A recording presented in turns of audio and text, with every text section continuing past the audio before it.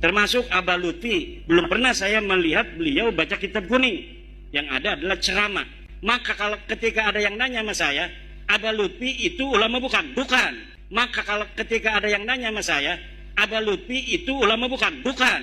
Tapi dia Yai Marzuki hadir. Kalau kita pencinta habaib, habaibnya para habaib yang paling alim, menjadi mursyid sekian banyak thariqah, lancar membaca kitab, itu NO Habib Lutfi. Nah teman-teman, untuk sahabat KZ, kenapa Ki Imaduddin itu bisa berkata seperti itu? Bisa berkata bahwa Habib Lutfi itu bukan ulama, tapi penceramah. Karena standar ulama menurut Kiai Imaduddin itu harus bisa baca kitab kuning. Dan persaksian daripada Kiai Marzuki Mustamar, ya, Habib Lutfi itu pintar baca kitab kuning, habibnya para habaib. Begitu. Kenapa dia bisa berkata seperti itu? Yang pertama, karena sudah diselimuti kebencian kepada habaib. Ya, sudah diselimuti kebencian kepada para habaib. Yang pertama. Yang kedua, dia tidak pernah tabayun kepada Abah Lutfi. Tidak pernah tabayun, maka dia bisa berkata seperti itu. Padahal tadi yang dikatakan Kiai Marzuki Mustamar bahwa beliau itu habibnya para habaib, pinter baca kitab kuning, pinter bahasa Arab. Loh, si Ki Imad ini malah bicara seperti itu. Berarti nggak jelas dia. Sudah memfitnah, sudah mengklaim sepihak, dan sudah menjustifikasi Abah Lutfi bahwa dia bukan ulama. Begitu. Nah, kemudian yang ketiga, kenapa Kiai Haji Roma Irama dipanggil waliyun min auliyaillah? Kenapa dipanggil Kiai Haji Raden? Ya, oleh para mukimat itu, dan termasuk Imaduddinnya. Karena satu kolam. Karena Roma Irama si wali dangdut itu, dia mendukung tesisnya Kiai Imaduddin. Kan dia pernah berkata, Roma Irama itu waliyun min auliyaillah. Kenapa? Karena dia mendukung tesisnya Kiai Imaduddin. Karena mendukung tesis saya. Kan goblok.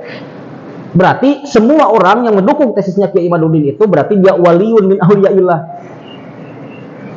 Mungkin anggapannya seperti itu. Jadi kalau kepada lawannya dia dianggap bukan ulama. Tapi kalau ke yang pendukungnya pasti dianggap sebagai ulama. Bahkan si Syekh Dangdut juga dibilang ulama, waliyun min auliyaillah. Padahal kita nggak tahu asal usul dia itu gimana. Apakah dia bisa baca kitab kuning? Kalau standarnya imad itu harus bisa baca kitab kuning. Apakah Roma Irama itu lancar baca kitab kuning? Apakah fasih baca kitab kuning? Kita belum tahu, belum tentu. Oh, oke, kalau ceramah memang sering gitu ceramah. Tapi bisakah dia baca kitab kuning?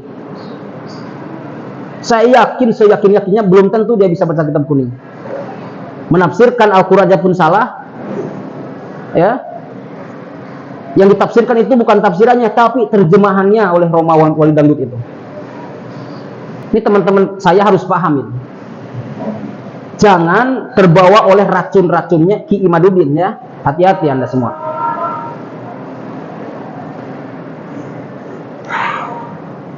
Kemudian yang keempat, ketika Gus Dur berceramah, beliau jarang sekali buka kitab kuning, tidak sama sekali. Ya, tidak sama sekali tidak. Tapi beliau orang hebat. Saya yakin seyakin-yakinnya beliau itu hafal kitab kuning atau bisa baca kitab kuning. Ulama kok. Apakah Gus Dur juga disebut penceramah, bukan ulama? Jadi, kalau ke orang yang dia benci, pasti bilangnya seperti itu. Jangankan sekelas yang biasa, ya sekelas Habib Lutfi, sekelas Ustadz Somad, sekelas Adi Hidayat, Ustadz Adi Hidayat, biasa dibilang seperti itu. Kalau dia itu yang membela Ba'alawi itu seperti itu, pasti begitu dibilangnya. Kan nggak jelas. Jadi si Kiai Imad ini menghukumi seseorang itu tanpa bukti, tanpa apa-apa. Ya, padahal yang dikatakan Mbah Yai Marzuki ini benar, karena Mbah Yai Marzuki sering sowan kepada Mbah Lutfi. Sekadang si Ki Imad jarang sekali sowan. Atau menurut Kiai Imad itu bahwa standar jadi ulama itu harus pasnya baca kitab. Oke, saya terima. Tapi kenapa ketika Roma Irama dipanggil Kiai Haji Raden? Kan Kiai itu harus bisa baca kitab kuning. Kiai itu dalam bahasa Arab itu ulama, alim, orang yang berilmu. Di Jawa disebutnya Kiai. Ini nggak mikir. Jadi memandang sebelah ke orang itu. Coba kalau misalkan Imad dipertemukan dengan Mbah Lutfi, suruh baca kitab Kiai Imad, yakin saya bisa bego itu Kiai Imad. Ya, yakin, seyakin-yakinnya.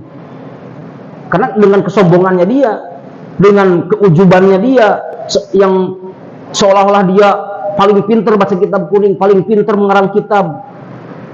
Tapi saya yakin, seyakin-yakinnya, dengan kesombongannya dia akan runtuh, akan rungkad di hadapan Mbah Lutfi. Yakin, seyakin-yakinnya saya. Ya, jadi jangan menganggap orang itu dengan hal-hal seperti itu. Artinya jangan menganggap orang itu rendah atau menghukumi orang itu dengan yang aneh-aneh. Mbah Lutfi itu sudah masyhur kealimannya, sudah masyhur keulamaannya. Bahkan bukan hanya ulama Indonesia yang mengakui, ulama dunia pun mengakui. Bahkan Mbah Lutfi pun diangkat oleh ulama dunia sebagai ketua sufi sedunia. Apakah Imaduddin ingin merendahkan beliau? Apakah Kiai Imaduddin ingin merendahkan para ulama-ulama dunia yang mengangkat beliau? Si Roma diagung-agung, si Wali Dangdut diagung-agung. Sedangkan belum tentu dia baca kitab kuning, belum tentu dia bisa baca kitab kuning si Wali Dangdut itu. Yakin, seyakin-yakinnya saya. Ya, ceramah oke, ceramah bisa dia. Semua orang juga bisa berceramah. Jangankan manusia, beliau pun bisa berceramah. Ya, bisa berceramah beliau pun. Begitu. Artinya, gak usahlah menghukumi orang seperti itu. Gak jelas, gak ada manfaatnya. Lebih baik kita berprasangka baik kepada orang lain daripada kita berbuat dosa, berbuat fitnah terhadap orang lain. Jadi ini kiai harusnya bisa berhusnudzon kepada orang lain, jangan suudzon.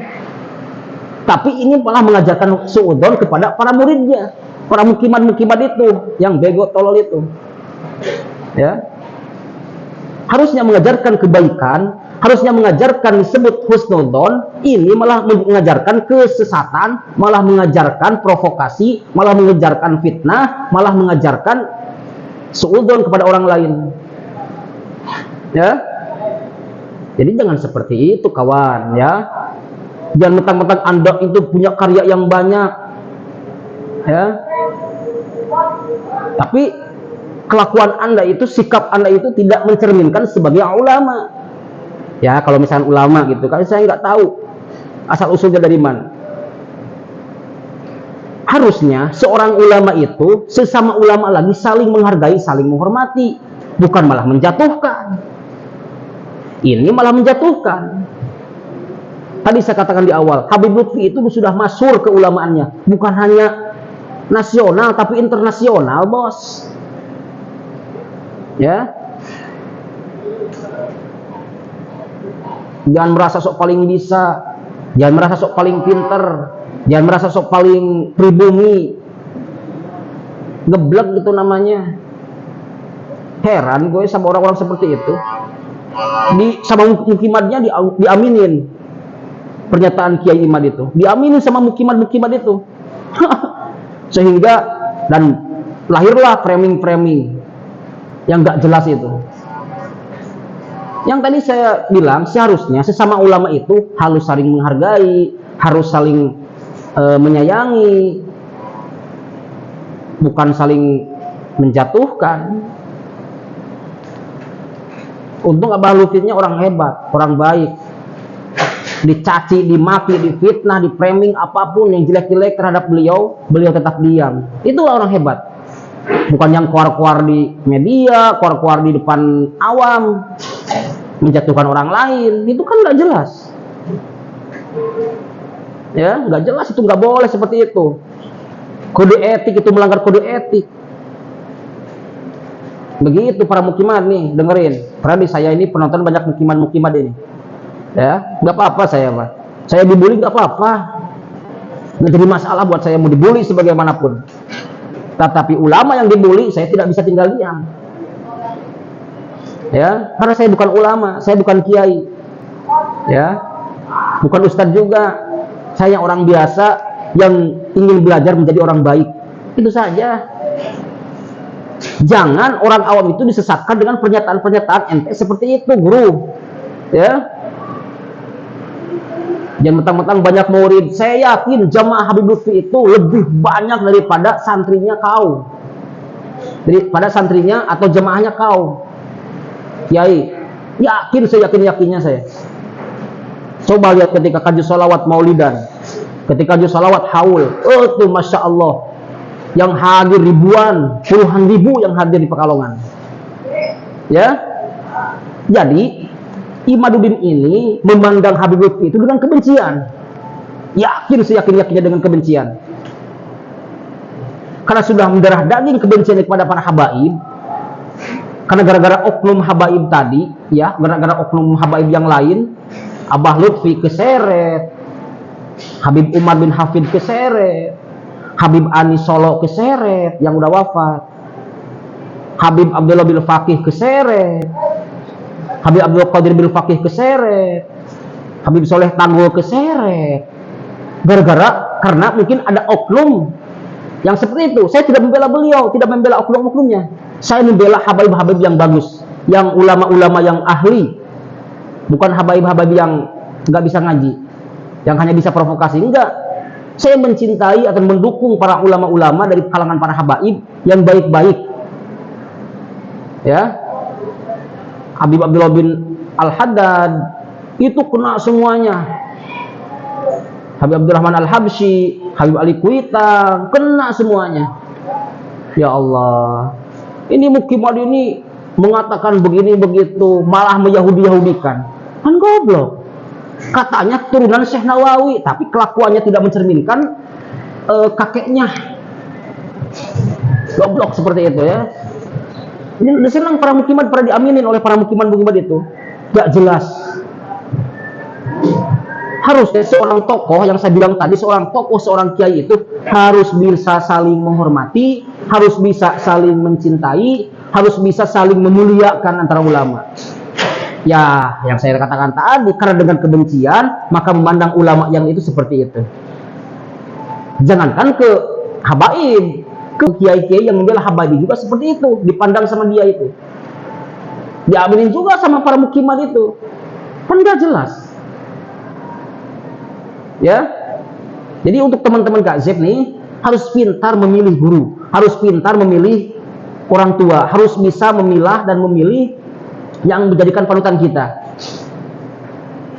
Jangan memilih orang yang selalu membenci, jangan memilih orang yang selalu menghina, jangan memilih orang yang selalu memprovokasi. Tidak baik itu, kalian akan tersesat dan disesatkan oleh orang-orang yang menjadi panutan Anda. Yakin, saya yakin-yakinnya saya. Ya, barakallahu fikum.